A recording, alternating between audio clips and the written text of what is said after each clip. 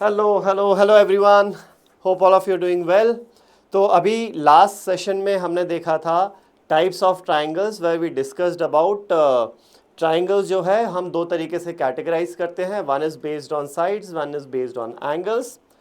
अब इस सेशन में हम देखते हैं similarity of triangles. Next session में कॉन्ग्रुएंसी देखेंगे, सिमिलर कंसेप्ट्स है, but in this session let's talk about similarity of triangles. अब similarity of triangles is, triangles में अगर हम बात करें तो one of the most important topics.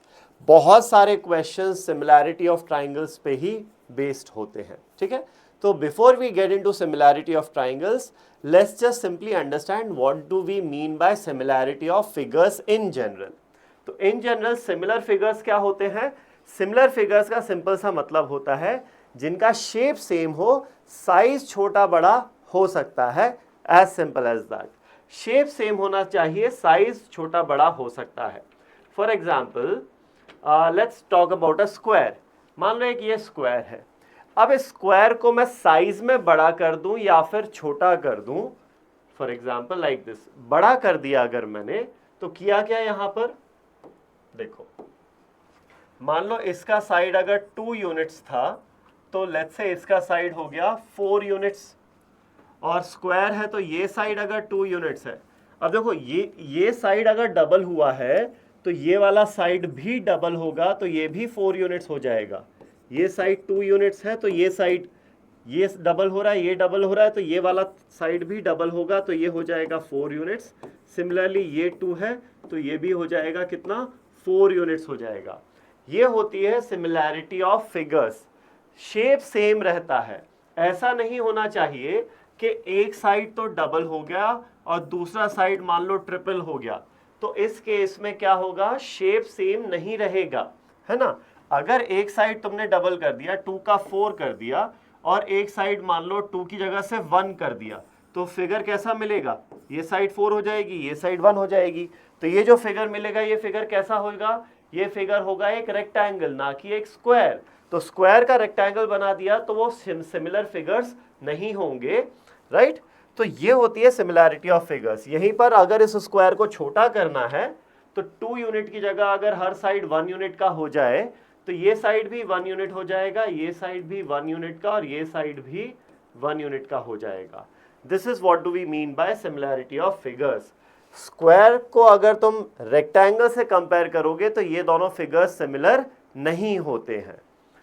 Similarly अगर मान लो आप एक ऐसा शेप लेते हो, सॉर्ट ऑफ एक स्टार शेप है, इस शेप को अगर आप छोटा कर दो, श्रिंक कर दो, तो you will get this orange figure. और येलो फिगर और ऑरेंज फिगर दोनों का जो शेप है वो सेम है, साइज बस छोटा बड़ा है। इसको और छोटा कर दोगे तो ये जो तीनों फिगर बन रहे हैं, yellow orange and the blue figure, तीनों का जो शेप है वो सेम है, साइज बस छोटा बड़ा है। वहीं अगर आप इन तीनों को कंपेयर करो मान लो इस फिगर से, तो इस फिगर येलो फिगर और ये वाला ब्लू फिगर जो है, इन दोनों का शेप अलग अलग है। इसको मैं चपटा कर दूं, कंप्रेस कर दूं तो ये मिलेगा, तो शेप सेम नहीं रहा, इसीलिए ये दोनों फिगर्स जो है सिमिलर नहीं है। ये दोनों सिमिलर फिगर्स है, ये दोनों सिमिलर फिगर्स हैं। तो सिमिलर फिगर्स में हमें जो याद रखना है वो चीज क्या है, सिमिलर फिगर्स में shape remains same, shape remains same, size changes, as simple as that. और आपको एक एग्जाम्पल चाहिए तो let's talk about a circle. एक अगर तुम सर्कल की बात करो तो एक सर्कल को कितना भी छोटा बड़ा कर लो, आप ऐसे कितने भी छोटे छोटे या बड़े बड़े सर्कल्स बनाते जाओ, सारे सर्कल्स का शेप सेम ही होता है, it's a round figure, as simple as that, ठीक है। सो लेकिन अगर आप वही सर्कल को एक ओवल शेप से कंपेयर करो तो ये शेप और ये शेप ऑब्वियसली सेम नहीं है, तो ये दोनों सिमिलर फिगर्स नहीं होंगे। ये दोनों सिमिलर फिगर्स हैं, ये दोनों सिमिलर हैं, और ये दोनों भी सिमिलर फिगर्स हैं। So this is what we mean by similarity of figures. Shape same रहता है, साइज छोटा बड़ा हो सकता है, ठीक है। तो with that in mind let's look at similar triangles. अगर मैं दो ट्राइंगल्स की बात करूं, ABC और PQR, so let's say I have a triangle ABC, AI AJ को इग्नोर करो अभी, just look at triangle ABC and another triangle PQR, ठीक है। ऑब्वियसली तुम्हें दिख रहा है कि ABC से बड़ा है PQR। तो अब अगर मैं ये बोलूं both these triangles are similar, triangle ABC और ट्राइंगल PQR ये दोनों अगर सिमिलर हैं तो सिमिलैरिटी को दिखाने के लिए हम ये सिंबल यूज करते हैं। This symbol is used to show similarity. तो यहां से समझ में आता है कि ABC जो है ना वो PQR के सिमिलर है। तो अब यहाँ पे सिमिलैरिटी ऑफ ट्राइंगल्स में ना जनरली हम करस्पॉन्डिंग वर्टाइसेस सीक्वेंस में प्लेस करते हैं। मतलब क्या कि अगर मैं ये ट्राइंगल ABC को बड़ा करूं तो ट्राइंगल PQR मिलेगा, तो साइड AB बड़ी होके क्या बन जाएगी, PQ बन जाएगी। देखो पहले AB आ रही है तो यहाँ पहले PQ आ रही है, बाद में यहाँ BC आ रही है, तो साइड BC जो है वो किसके करस्पॉन्डिंग है, QR के। तो BC को बड़ा करके QR मिलेगा और वहीं AC को बड़ा करेंगे तो PR मिलेगा। तो AC करस्पॉन्ड्स टू PR। ये जनरली कन्वेंशनली सेम सीक्वेंस में लिखा जाता है। तो वर्टेक्स A जो है वर्टेक्स P के करस्पॉन्डिंग है, B जो है Q के करस्पॉन्डिंग है और C जो है वो R के करस्पॉन्डिंग होगी। ये बाय डिफॉल्ट ऐसा ही होता है, ठीक है। तो अब सिमिलैरिटी ऑफ ट्राइंगल्स में कुछ इंपॉर्टेंट चीज़ें हैं, हम वो समझते हैं। क्या है इंपॉर्टेंट चीज़ें? सबसे पहले तो अगर मान लो आपने ट्राइंगल ABC को बड़ा करके ट्राइंगल PQR बनाया है, तो अगर मान लो साइड AB को डबल करके साइड PQ मिली है, एक साइड डबल हुई है तो बाकी दोनों साइड्स भी डबल हो जानी चाहिए। तो BC का डबल होगा QR और AC का डबल होगा PR। तो पहली चीज क्या है, एक साइड जिस प्रपोर्शन में बढ़ेगी बाकी दोनों साइड्स भी उसी प्रपोर्शन में बढ़ेगी। ये सिर्फ समझाने के लिए बता रहा हूं, अभी इसको प्रॉपर मैथमेटिकली कैसे लिखना है वो अभी आगे डिस्कस करेंगे हम। नेक्स्ट चीज जो है दैट इज, अब यहां पर देखो सिमिलैरिटी ऑफ फिगर्स में अगर ये जो एंगल है angle A, let's say angle A मान लो 30 डिग्री है, तो व्हाट अबाउट एंगल P, क्या होगा? सोचो, क्या एंगल बढ़ेंगे, कम होंगे या सेम रहेंगे? Well, angles will remain same. देखो आप, अगर एक स्क्वायर को मैं बड़ा करके एक दूसरा स्क्वायर बनाता हूं तो ये एंगल 90 है, तो ये एंगल क्या होगा? ऐसा थोड़ी है कि बड़ा स्क्वायर बन गया तो एंगल बड़ा हो जाएगा, नहीं होगा, एंगल उतने ही रहते हैं।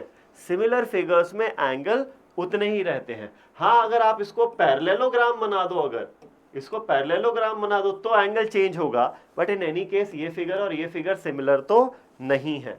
तो in similar figures corresponding angles जो है वो सेम रहते हैं, करस्पॉन्डिंग एंगल्स सेम रहते हैं। तो यहां से हम बोल सकते हैं एंगल A जो है वो एंगल P के बराबर होगा।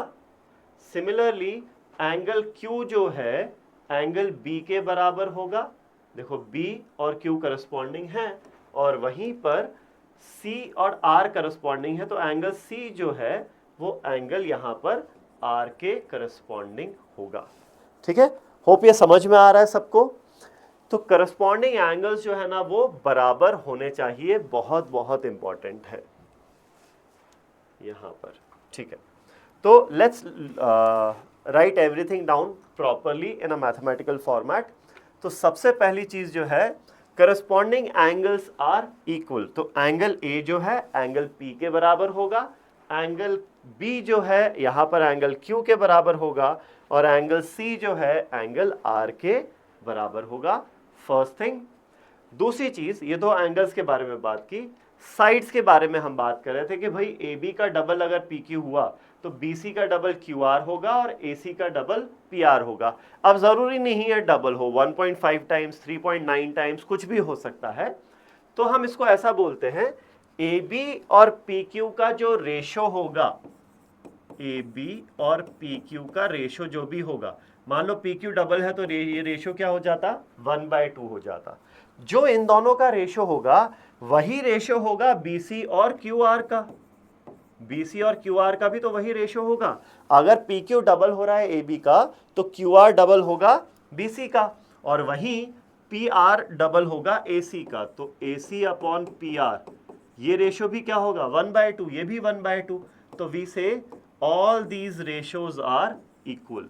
Ratio of corresponding sides are equal in a similar triangle. Simple सी चीज है। जिस प्रपोर्शन में या जिस रेशो में एक साइड चेंज होगा, बाकी दोनों साइड्स उसी प्रपोर्शन में या फिर उसी रेशो में चेंज होंगे। बहुत सिंपल सी चीज है, ठीक है। अब देखो सिमिलैरिटी ऑफ ट्राइंगल्स में आप थोड़ा सा feel low. Lot of students find it very difficult.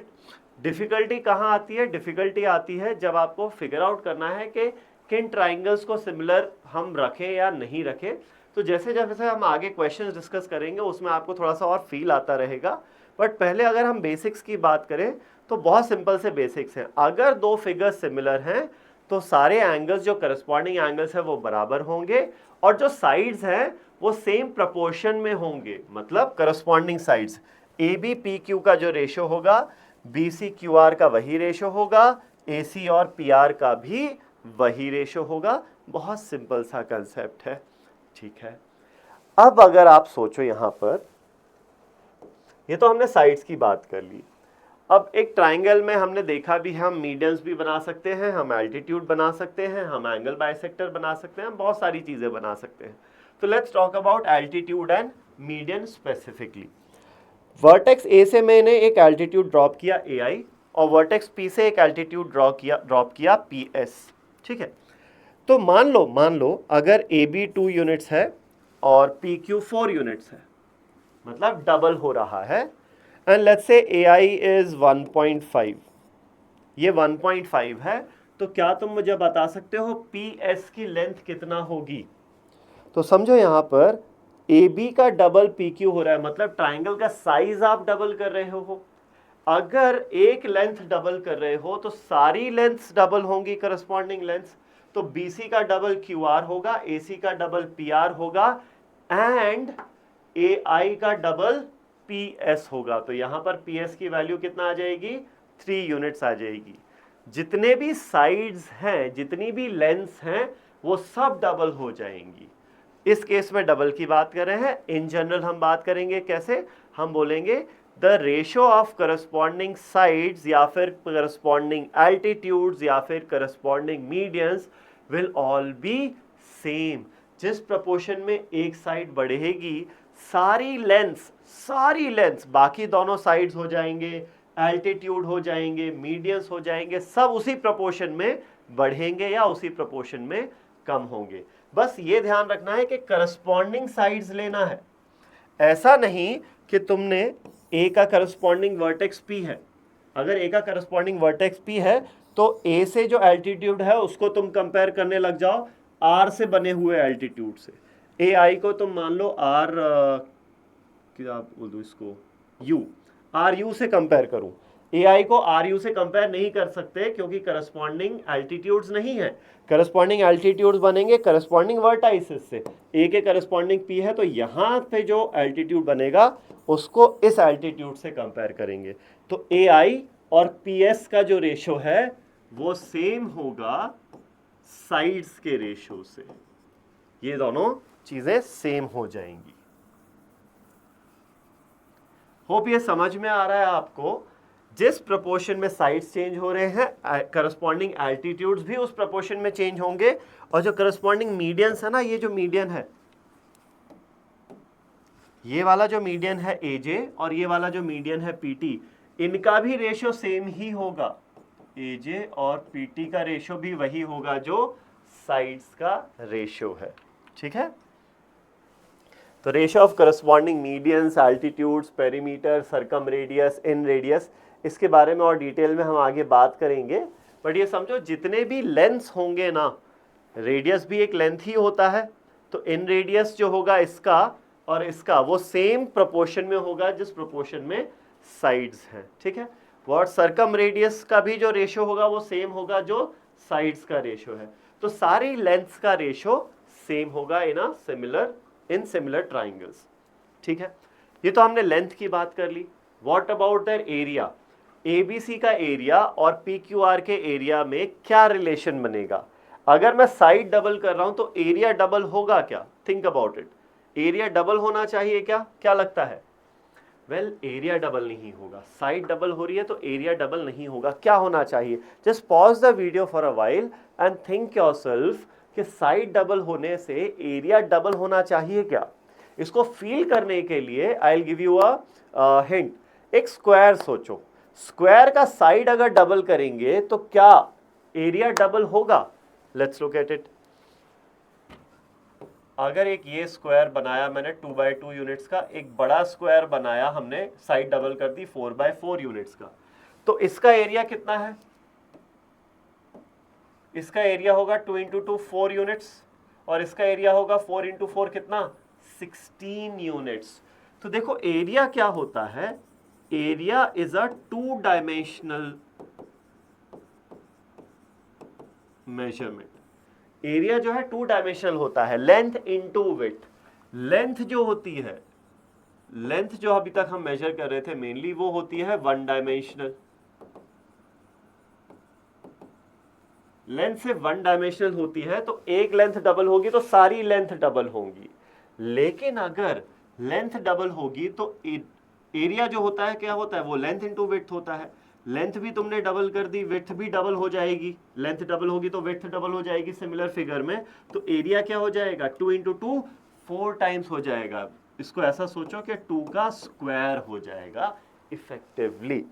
तो अगर मान लो लेंथ ट्रिपल हो रही होती तो एरिया क्या हो जाता, 3 का स्क्वायर 9 टाइम्स हो जाता।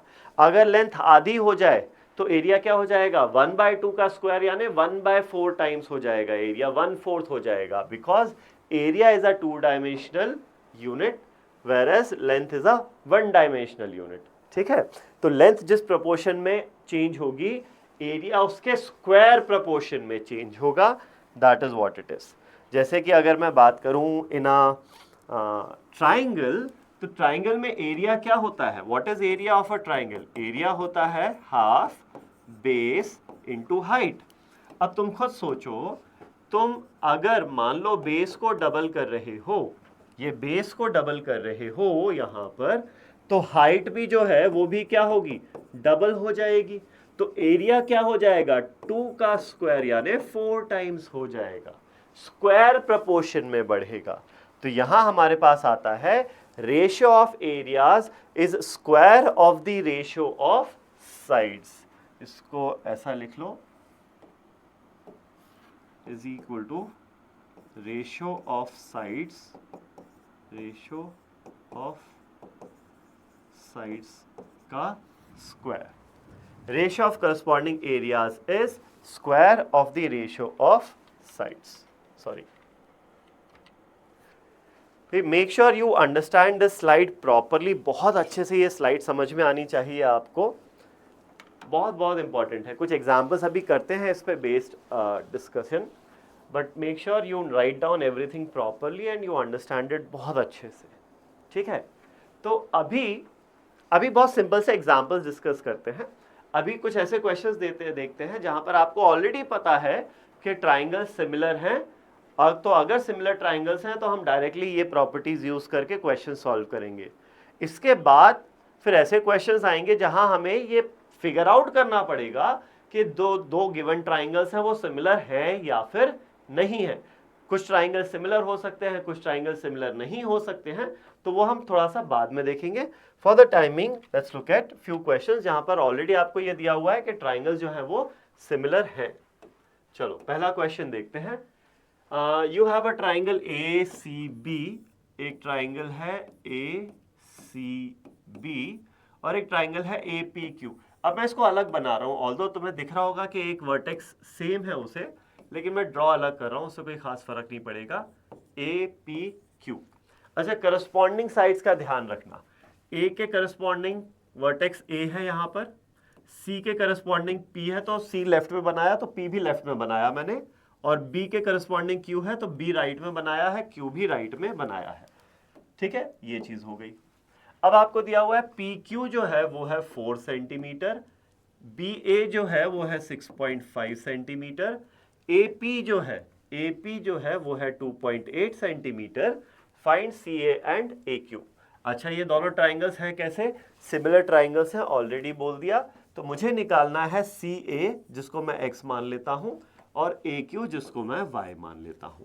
ठीक है, अब बिकॉज ये ट्राइंगल्स जो है ये सिमिलर ट्राइंगल्स हैं, I can say ratio of corresponding sides should be same because they are similar triangles.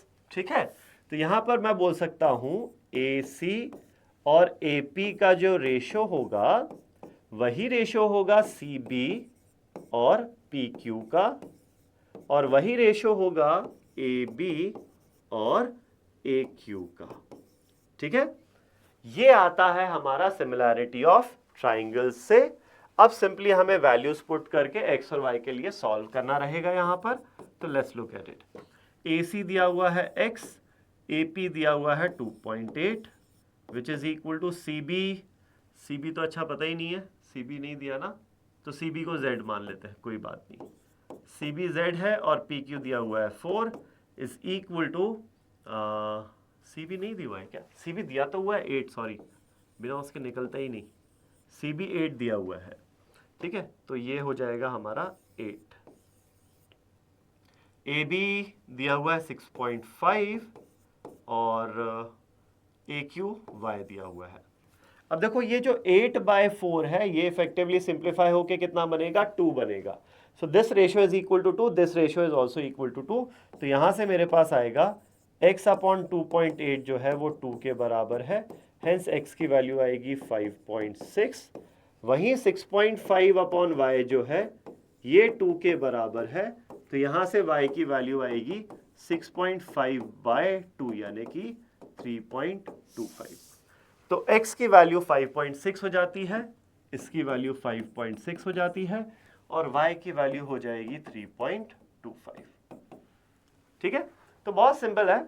Similar triangles दिए हुए थे, सिंस ट्राइंगल सिमिलर थे तो ratio of corresponding sides same होगा और वहां से हम इजीली x और y की वैल्यूज कैलकुलेट कर सकते हैं। आगे बढ़ते हैं नेक्स्ट क्वेश्चन पर।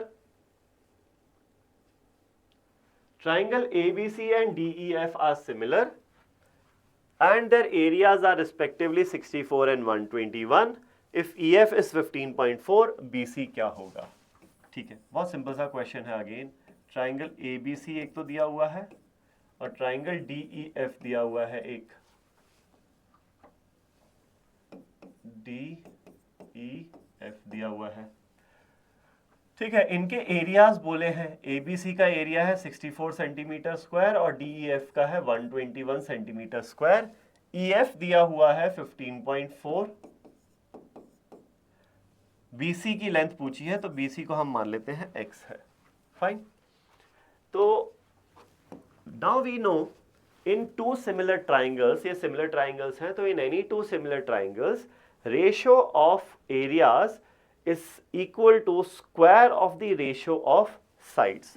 तो यहां पर मैं बोलूंगा area of triangle ABC upon area of triangle DEF will be square of the ratio of corresponding sides. अब करस्पॉन्डिंग साइड्स कोई सी भी ले सकता हूं, ABDE ले सकता हूं, ACDF ले सकता हूं या फिर BCEF ले सकता हूं। सिंस मुझे BC और EF के बारे में इंफॉर्मेशन चाहिए या दी हुई है तो I will take BC upon EF। अच्छा, एक चीज का ध्यान रखना, उल्टा मत कर देना EF अपॉन BC, ऑब्वियसली गलत हो जाएगा।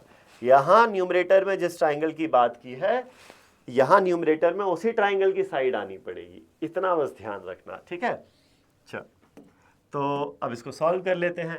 ABC का एरिया 64 पता है, DEF का 121 पता है, इज इक्वल टू BC हमें निकालना है, x अपॉन EF दिया हुआ है 15.4, इसका स्क्वायर, स्क्वायर रूट कर दे दोनों तरफ, तो 64 का स्क्वायर रूट 8, 121 का square root 11 is x upon 15.4।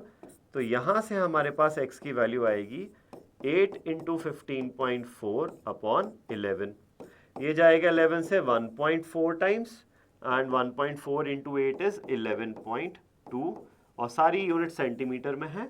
तो length of BC comes out to be 11.2 centimetres यहां पर, ठीक है। होप समझ में आ रहा है ये सबको। नेक्स्ट एग्जांपल देखते हैं। यहां पर है हमारे पास ABC DEF अगेन सिमिलर दिए हुए हैं, एरिया ABC का दिया हुआ है और DEF का एरिया दिया हुआ है। DE 6.2 है, फाइंड AB। तो I leave this question as an homework for you. इसका आंसर आप कमेंट बॉक्स में शेयर करना मेरे साथ, सही होगा या गलत होगा तो वो मैं कमेंट्स में आपको रिप्लाई कर दूंगा। If this example is exactly same as जो पिछला क्वेश्चन डिस्कस किया था ना, वैसा ही है, बस वैल्यूज थोड़ी सी डिफरेंट है. So let's look at next example. Again ABC DF similar triangles हैं. एरिया एबीसी का दिया हुआ है, डीएफ का दिया हुआ है, बीसी 2.1 दिया हुआ है, ईएफ निकालना है. तो very very similar question to the one that we have already discussed. तो ये दोनों एग्जांपल्स आप खुद करना और मुझे कमेंट्स बॉक्स में बताना कि इसका आंसर क्या आ रहा है आपका. ओके, चलो अब आते हैं next very very important part पर, which is proof of similarity of triangles. Triangles को अभी तक तो क्या हो रहा था, हमें ट्राइंगल्स दिए हुए थे कि ये सिमिलर ट्राइंगल्स हैं और उसके बेसिस पे हमें क्वेश्चन सॉल्व करना था. लेकिन अगर आपको यही प्रूफ करना पड़ जाए whether the triangles are similar और नॉट, तो हम कैसे प्रूव करते हैं कि ट्राइंगल सिमिलर हैं या नहीं है, वो देखते हैं. तो अब इसमें सिंपल सी चीज है, थोड़ा सा हम कोरिलेट करेंगे with what we have studied about similar triangles. Similar triangles अगर होते हैं तो सबसे पहली चीज हमने क्या देखी थी, करस्पॉन्डिंग एंगल्स बराबर होंगे.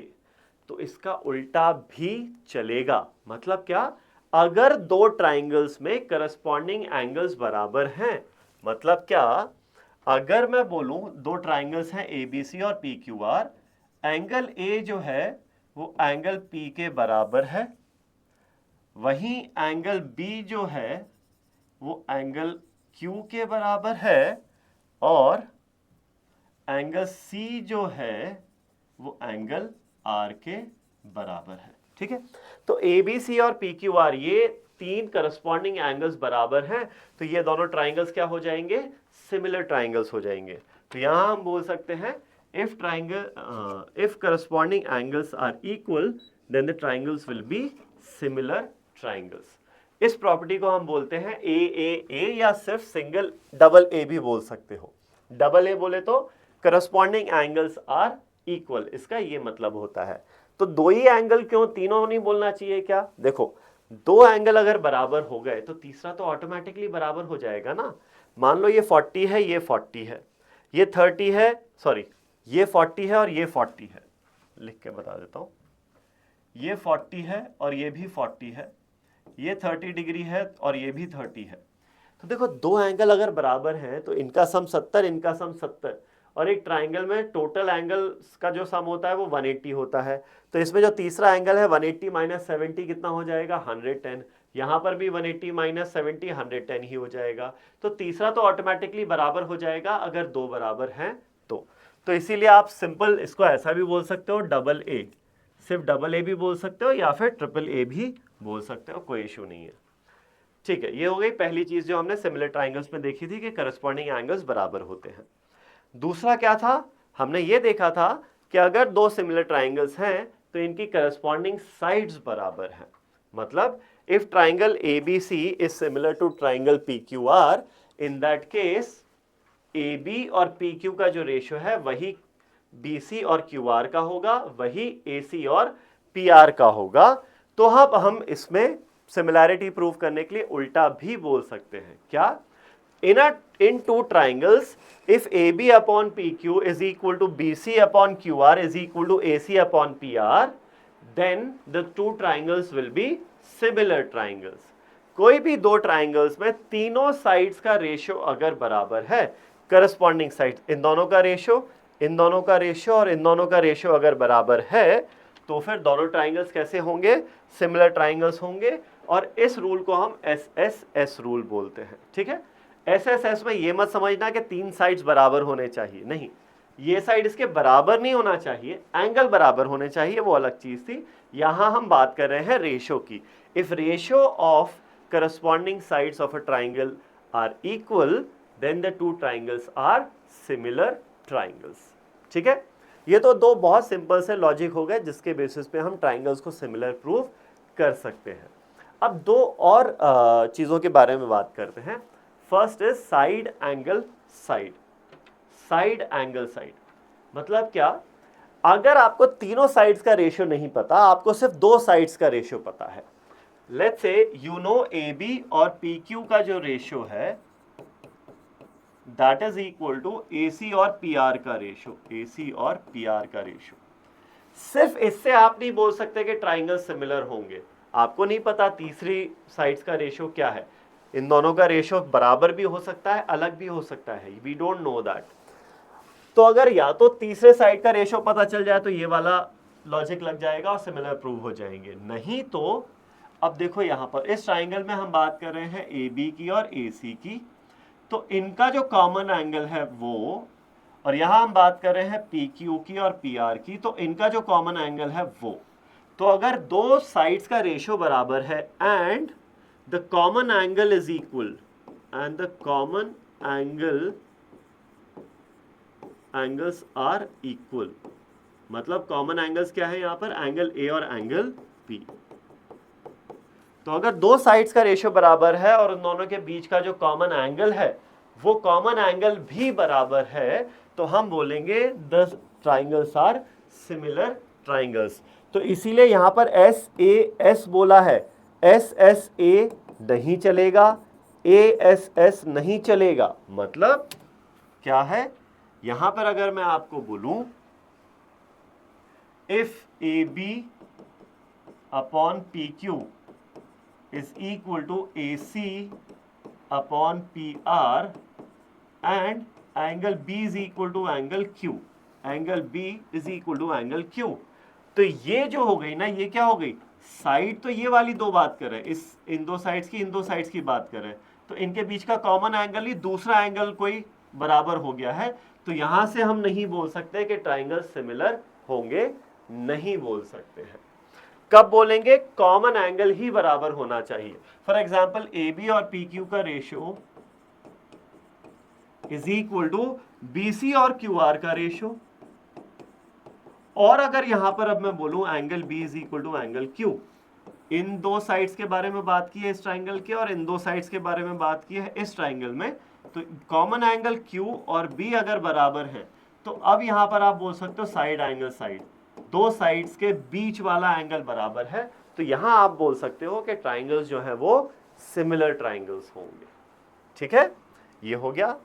और नेक्स्ट आता है इसमें राइट एंगल ट्राइंगल के लिए प्रॉपर्टी RHS।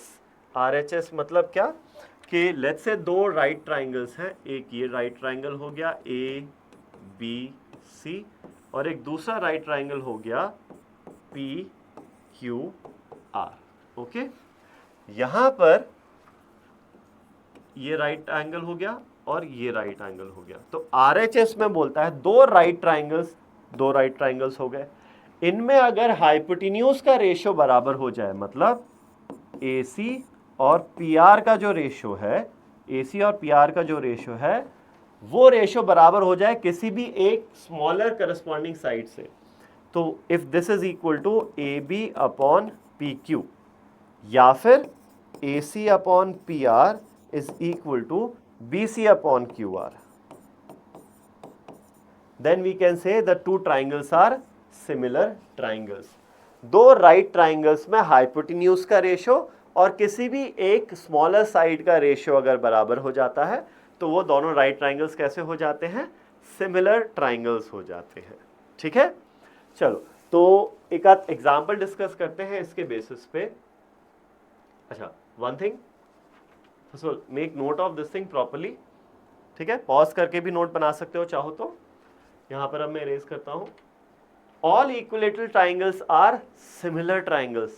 क्यों सिमिलर ट्राइंगल्स है, क्योंकि कोई भी दो इक्विलेटरल ट्राइंगल में एंगल सारे 60-60-60 होंगे, तो करस्पॉन्डिंग एंगल सारे बराबर होंगे, इसका मतलब based on AAA rule both the triangles will be similar.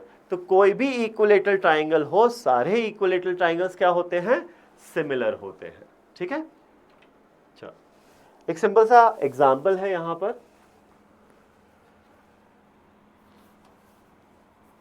क्या है यहां पर, in the figure below AB is parallel to CD। AB जो लाइन है वो CD के पैरेलल है, find the value of x, x की वैल्यू निकालनी है। ठीक है, अब देखो अगर AB और CD पैरेलल है तो मुझे वो वाली प्रॉपर्टी याद है, राइट, दो पैरेलल लाइंस के बीच में एक कॉमन ट्रांसवर्सल अगर आप बनाओगे तो ये वाला एंगल और ये वाला एंगल दोनों क्या होंगे, बराबर होंगे। क्या लॉजिक है, interior opposite angles, right, interior है और ट्रांसवर्सल के ऑपोजिट साइड है, तो इंटीरियर ऑपोजिट एंगल्स क्या होते हैं, बराबर होते हैं अगर ये दोनों लाइंस पैरेलल हैं तो यही लॉजिक यहाँ लग जाएगा। सोचो AB और CD दो पैरेलल लाइंस हैं और AC एक कॉमन ट्रांसवर्सल है, तो ये जो एंगल होगा यहाँ पर और ये जो एंगल होगा यहाँ पर, ये दोनों एंगल्स कैसे होंगे, बराबर होंगे। सिमिलरली ये जो एंगल होगा, अब आप ट्रांसवर्सल ले लो BD को, तो ये जो एंगल होगा और ये जो एंगल होगा, ये दोनों एंगल्स कैसे होंगे, बराबर होंगे, ठीक है। एंड ऑब्वियसली ये एंगल जो है और ये एंगल जो है, ये दोनों एंगल्स तो बराबर होने ही होने हैं क्योंकि वर्टिकली ऑपोजिट एंगल्स हैं। तो if I now talk about triangle, सबसे पहले ट्राइंगल ABO, ये पॉइंट O था ना, ABO, and talk about triangle CDO, ठीक है। ये जो ऊपर वाला ट्राइंगल है और ये जो नीचे वाला ट्राइंगल है, इसमें देखो angle A is equal to angle C।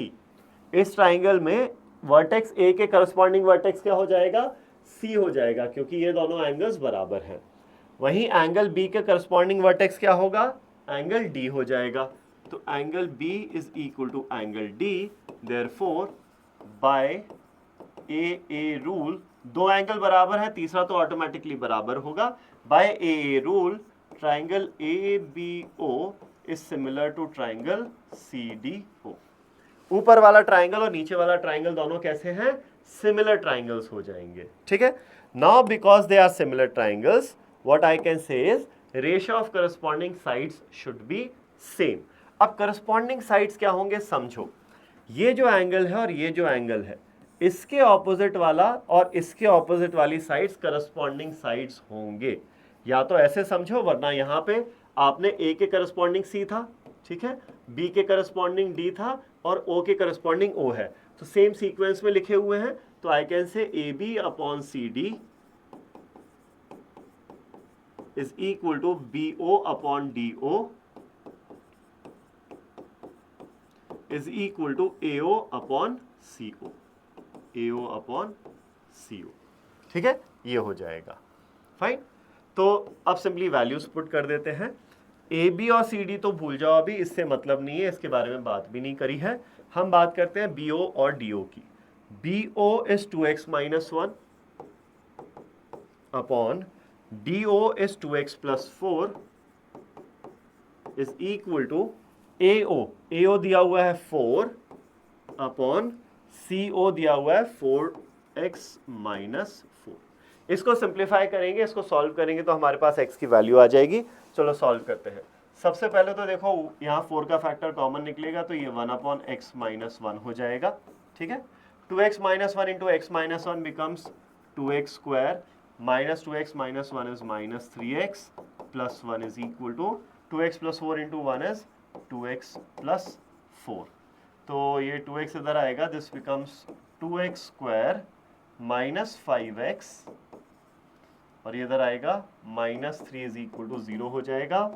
x split होगा 6 है ना, तो माइनस 6 एंड प्लस 1 में स्प्लिट होगा, साइन चेंज होगा तो ये माइनस 1 बन जाएगा। x स्क्वायर के कोएफिशिएंट 2 से डिवाइड होगा, तो x की वैल्यू आएगी 3 और माइनस 1/2। अब 3 और माइनस 1/2, क्या ये दोनों एक्सेप्टेबल होंगे? Let's check. x अगर मैंने 3 रख दिया तो ये पॉजिटिव आएगा चलेगा, ये पॉजिटिव आएगा चलेगा, ये पॉजिटिव आएगा चलेगा, तो x की वैल्यू 3 तो चलेगी। लेकिन अगर मैंने x नेगेटिव रख दिया तो ये क्या बन जाएगा? नेगेटिव बन जाएगा। And side can not be negative, length of a triangle can not be negative, तो ये तो रिजेक्ट हो जाएगा। तो यहां से मेरे पास x की वैल्यू कितना आ रही है? यहां से x की वैल्यू आ रही है हमारे पास 3, ठीक है, कूल। तो ये है बेसिक्स ऑफ सिमिलर ट्राइंगल्स। आज की वीडियो में इतना ही करते हैं। नेक्स्ट वीडियो में will be discussing a very special case of a right angle triangle. एक राइट एंगल ट्राइंगल बहुत इंपॉर्टेंट होता है। तो एक राइट एंगल ट्राइंगल में अगर हम एल्टीट्यूड बनाते हैं फ्रॉम दी राइट वर्टेक्स, तो वहां से हमें टोटल 3 ट्राइंगल्स मिलते हैं, और वो जो तीनों ट्राइंगल्स हैं वो होते हैं सिमिलर ट्राइंगल्स। इसके बारे में डिस्कस करेंगे हम नेक्स्ट वीडियो में। आज के वीडियो में होपफुली आपको समझ में आया होगा सिमिलैरिटी ऑफ ट्राइंगल्स क्या है। Before we discuss the right angle triangle हम सिमिलैरिटी ऑफ ट्राइंगल्स, जो बेसिक सिमिलैरिटी ऑफ ट्राइंगल्स है उस पर बेस कुछ क्वेश्चंस करेंगे, and then will be looking at the special case of a right angle triangle. So that's it for this session. Thank you.